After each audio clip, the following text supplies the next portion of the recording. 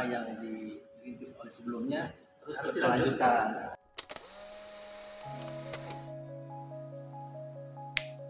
Apa yang Bang Yos lakukan di lapangan, usahakan pendekatan-pendekatan yang manusiawi juga, dan kemudian ada sisi-sisi yang menyentuh hal yang masuk akal dan yang tentunya wajib diketahui oleh warga.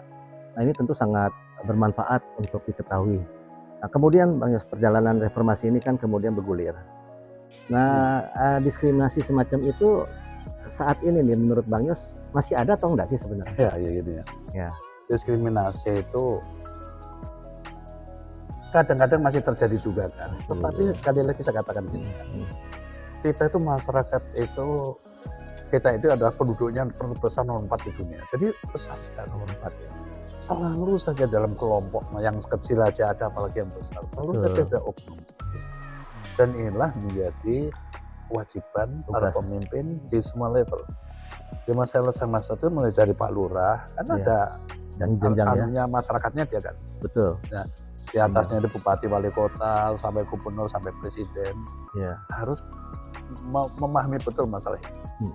Inilah kadang-kadang menjadi titik lemah kita itu karena kemajmukan kita sangat multi etnis. Apalagi ada dunia medsos dan politik yang kadang-kadang itu kan berarti diprovokasi pernyataan yang satu dengan yang lain dibedakan. Kabar hoax gitu segala macam itu kan. Iya. Belum lagi buzzer gitu ya. Nah, oleh karena itu harus cepat bisa membaca para pemimpin di level bawah itu. Pada saat api itu kecil cepat padamkan. Oleh karena itu ide itu keluar pada saat jadi gubernur, lalu saya membuat misalnya FKUB, Forum Komunikasi Umat Beragama. Karena ini paling sensitif itu agama. Ya kan, gereja dibakar dan lain sebagainya, itu kan terjadi lah. Nah karena itu dengan FKUB itu mereka punya sekretariat, punya komunikasi ya. Kalau ada terjadi sesuatu di luar Jakarta, misalnya Jawa Timur, segera mereka kumpul. Untuk memprotek masa masing-masing, pengikut masing-masing ini supaya tidak terjadi di sana. Ya alhamdulillah saya 10 tahun kan nggak pernah terjadi apa. Nah, tetapi kalau diskriminasi tadi ya, kan kadang masih suka timbul kan, Tapi akhir-akhir ini kan sama. Oleh karena itu sekali lagi, tidak cukup oleh para aparat sendiri yang harus waspada ya, masyarakat itu sendiri juga harus sadar. Kita harus bersyukur bahwa Tuhan ya, Allah ini menciptakan negeri yang paling unik, itu namanya Indonesia itu. Betul. Negeri yang secara geografis pulau-nya 13.000 lebih, mana ada negara lain kan. Negeri yang secara demografis ya, penduduknya multi etnis, agama saja ada 6. Nah ini kan sebenarnya bangsa yang besar. Nah, ini potensi konflik. Ya. Kalau tidak dimanage dengan baik, saya katakan. Juga tidak cukup oleh pemimpin, tetapi masyarakat harus sadar. Inilah kita gitu. Udah ratusan tahun sejak dijajah Belanda sampai nggak pernah ada diskriminasi kayak gitu. Nggak pernah terjadi. Tapi pada saat kita merdeka atau bergaul dengan dunia internasional ya, ini kan sesuatu yang nggak bisa kita bendung atau kita cegah kan. Ya berinteraksi dengan dunia luar itu kan. Mulailah masuk budaya lain, ini suka mempengaruhi kita itu. Betul. Lalu kita terjadi itu tadi, tindak diskriminasi. Nah, diskriminasi ini kan kadang-kala terjadi karena salah pengertian, salah misinformasi sehingga mudah dibakar. Nah, khusus kepada Bang Yos nih saya lihat persahabatannya nih dengan banyak etnis nih tidak ada batasnya gitu. Gimana nih Bang Yos selama jadi gubernur? Saya lihat peranannya sebagai dari kecil pun sudah begitu ya. Iya. Dari satu saya ceritain waktu SMA aja ya. SMA aku itu punya sahabat ya namanya Andi Pranoto. Andi Pranoto itu Chinese gitu, nama Jawanya aja. Aku bahkan sampai sekarang nggak ngerti gitu. Oh iya. Dan namanya Andi Pranoto masih di Pondok Indah sana. Iya. Gitu, bayangkan udah berapa puluh tahun kita masih komunikasi. Iya. Pelihara. Waktu aku jadi Kopassus. Jadi persahabatannya langgeng ya. Waktu saya daftarkan Taruna juga, ada teman saya Wah Eng Sui gitu kan. Tapi setelah masuk Taruna dia termasuk yang diterima dengan saya juga kan, sama-sama dari Semarang. Dia ganti Robertus Iskandar namanya. Nama baptisnya kan Robertus Iskandar. Udah meninggal dia pangkatnya Kolonel. Padahal ada nama Chinese ya. Kalau kita weekend dari Magelang, sekarang dia pulang nanti dari Semarang ke Magelang sama dia lagi. Gitu, orang Magelang. Terus ada Rudi, itu juga teknis sahabat saya di waktu Taruna. Nah waktu saya letnan, terus saya di Magelang itu juga masuk klub basket. Itu Chinese semua isinya aku masuk klub karena aku pemain basket kan. Masuk. Iya, berarti Terus saya pindah di Solo. Di Solo sana ada sahabat saya namanya Ali Krum orang Arab. oh, Ali Krum namanya. Ali Grum. Ya, di samping juga ada Cikwa sahabat saya di Solo. Iya, Jadi saya tuh nggak pernah mendengar gitu. Oh iya iya iya. Gitu. Sampai saya jadi panglima, sampai saya jadi gubernur. Saya anggap semua sudah. Saya melihat bukan etnisnya ya, tapi Betul. ini artinya. Betul ya. Artinya yang saya pandang. Nah, kemudian nih, Bang, dengan pergerakan kemajuan teknologi zaman sekarang ya, yang demikian luar biasa, terutama media-media sosial ini, menurut Abang bagaimana moralitas bangsa kita saat ini? Apakah ada krisis atau masih dapat diharapkan untuk tetap bagus membawa budaya bangsa? Ini gimana nih, Bang? Karena melihat museum Abang ini kan sesuatu yang juga merawat bukan hanya soal apa yang telah dicapai oleh Bang Yos, tetapi juga saya melihat menunjukkan bahwa ini adalah bagian daripada kekuatan bangsa kita sendiri gitu.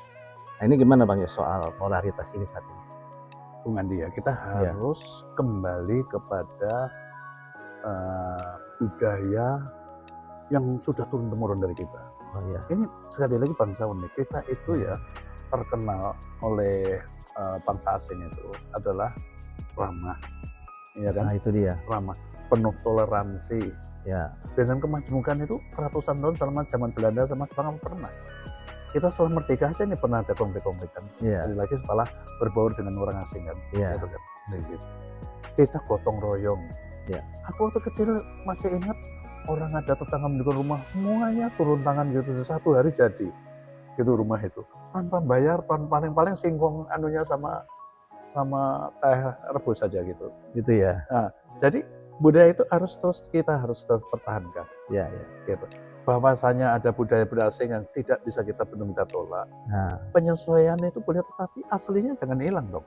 ya, ya. Yang toleransi, yang gotong royong, yang ramah itu tadi jangan anu. Nah, nanti ini peranannya di mana nih Bang Yos? Di pendidikan, Nah, masyarakat atau di langsung di pendidikan menjadi lingkungan? menjadi lembaga yang penting untuk menangkan ini. Asal aku nggak ngerti lagi kurikulum mereka itu.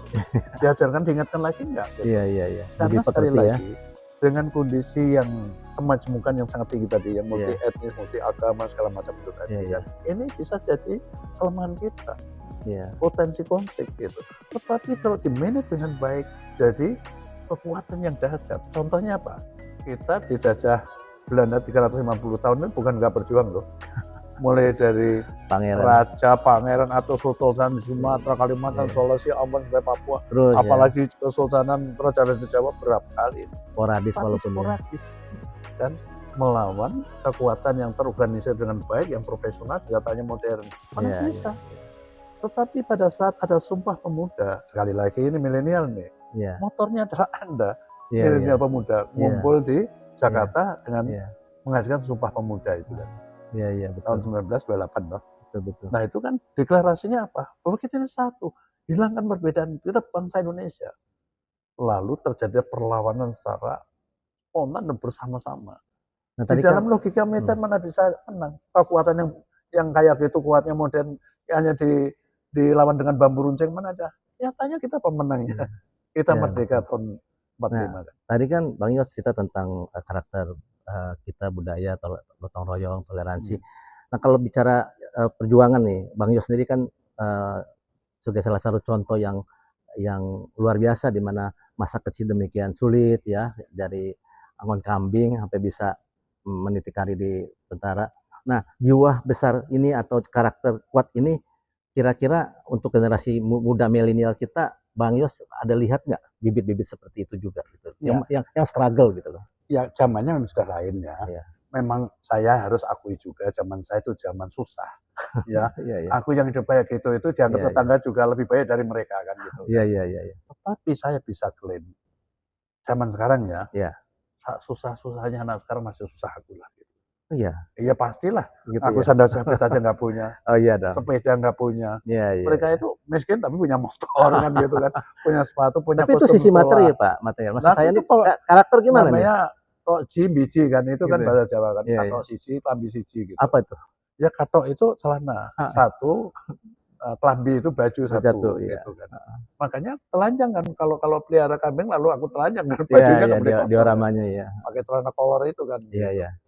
Itu kan. Jadi Iya, maksud saya gini ya, oke lah ya, eee, saya tadi bilang memotivasi mereka itu dengan museum ini supaya bisa melihat, aku susahnya kayak gitu. iya, iya, Lebih iya. susah dari Anda pastilah, Mhm. tapi bisa jadi seseorang gitu. Banyak Nah, kan nih Pak rombongan pelajar atau kaum iya, muda yang ini berkunjung? masalah ini kan. Iya, iya. Ini kan saya buka tahun lah 2000 kan, Iya. 2020 sorry, Iya, iya. 2020 Dulu kan. ya.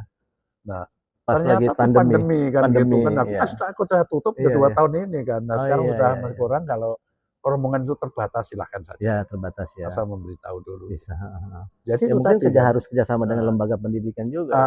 Pendidikan Pendidikan juga lembaga Mhm. museum saya sudah daftarkan Oh gitu. iya, Jadi sana jujur aja museum saya karang-karang sendiri karena nggak ada referensinya kan, aku nggak pernah lihat museum pribadi itu kayak apa kan, tapi ini luar biasa. gitu kan, gitu. Nah, Jadi kembali lagi ke sejarah-sejarahnya. milenial Mhm, bahwa tentu ya, eee, guru yang paling baik adalah pengalaman, pengalaman. nah gitu kan. Jadi gadilah pengalaman sebanyak-banyaknya dari orang lain, ya. Kalau itu merupakan kesuksesan, berarti kalau itu kegagalan ya harus kita pelajari juga kenapa seseorang itu gagal. Nah, Bang Yos bicara perjuangan dari masa ke masa nih kan kalau dulu kan musuhnya bangsa kita mungkin beda ya. Dulu mungkin Dulu jelaslah Belanda, dulu terus jelas kemudian Jepang kan itu siapa gitu ya, sekutu. terus kemudian juga ada misalnya masalah teritorial pengalaman Bang Yos di Timur Timur misalnya gitu kan. Nah, itu kan masalah kita punya situasi teritorial. Nah, tapi kemudian ini Bang Yos yang kita ingin tanya adalah bahwa sekarang ini kira-kira yang dihadapi bangsa kita nih musuh dalam pengertian apa nih? Pasti ada musuh dong setiap bangsa Ya, itu. Tapi bagaimana menurut Bang Yos? jadi memang musuh negara ini tidak mudah dibaca sekarang. Ya, Ya, lawan kita kan yang bahaya. abstrak kadang ya. Ya, karena sekarang sebenarnya tidak zamannya lagi perang terbuka. Oh iya, iya, Walaupun iya. masih terjadi ya antara Iya, Rusia dan Ukraina mana ini ya? kan ya. Tapi udah mulai jauh deh ya. Nah, tetapi itu adalah perang yang mahal. Mm. Banyak negara untuk perang negara lain itu menggunakan cara yang beda. Ya. Ya, yang cost-nya kecil, risikonya kecil. Perang dagang misalnya. Nah, yang namanya proxy war. Proxy war Ya, ya. pernah Ya. dengar ya? Nah, ya itu.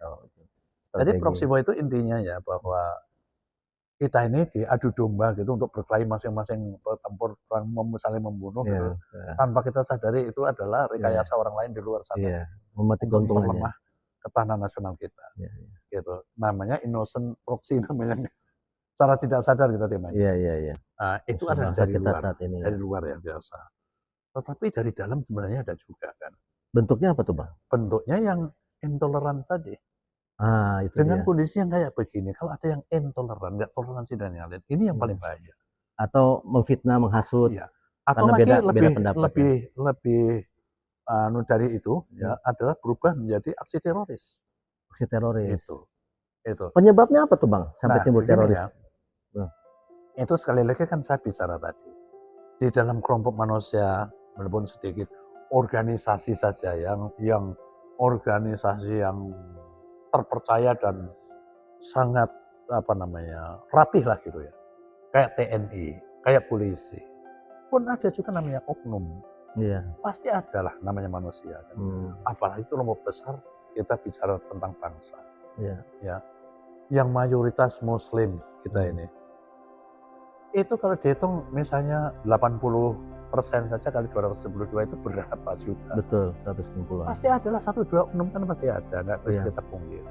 Iya. Gitu kan. Tapi itu sedemikian berbahayanya oknum-oknum Nah, ini? kalau melakukan tindak teroris itu tadi, karena teroris itu di kacamata intelijen ya, inilah serangan yang paling mengerikan.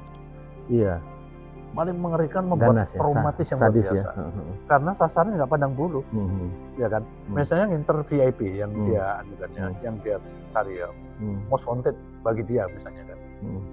Lalu dia di tengah-tengah kumpulan manusia yang itu juga ada saudara-saudara kita. Iya. Nggak peduli dia asal dia mati. Padahal ikutan mati yang lain kan banyak sekali orang yang nggak peduli manusia. Apa nggak mengerikan seperti itu? Ya kan, kalau mati sekalian, kalau yang cacat seumur hidup segala macam akibatnya seperti itu, dan sudah banyak terjadi lah, nggak usah ada bom Bali, ada di Jakarta juga sudah sering waktu itu kan. Jadi ini Betul. paling penting. Karena itu saya pernah mengikuti konferensi komunitas intelijen di dunia. Tuan rumahnya Cina di Beijing. Iya, Saya hadir. ya. Dan bahkan saya jadi keynote speaker-nya. Mhm. Masalah terorisme menjadi musuh kita bersama. Iya. Itu temanya kan. Jadi kita tuh sepakat ya. Dan sekali lagi teroris itu Kalau teroris dari bukan luar ada di nggak? Indonesia aja ya. Di luar negeri juga ada tempat di media kan ada juga kan. Bukan Bang, maksudnya ada bahaya teroris dari luar ke dalam nggak? Tadi kan Abang bilang ada bahaya di dalam, itu salah satunya teroris. Ya tetap ada Ada itu. ya? Kemungkinan itu kan ada. Ada. Cuman sekarang kan belum terjadi kan. Iya. Nah, Waspada oleh ya. karena itu kan bagaimana kita mencegah hal-hal seperti ini. Saya itu hiburannya itu kalau saya mikir. Nah, betul saya sudah masuk partai, sekarang saya masuk Nasdem. Kondisinya dan dihadapi itu berbeda-beda. Iya. Saya kan nggak ada duit. Iya. Kan gitu.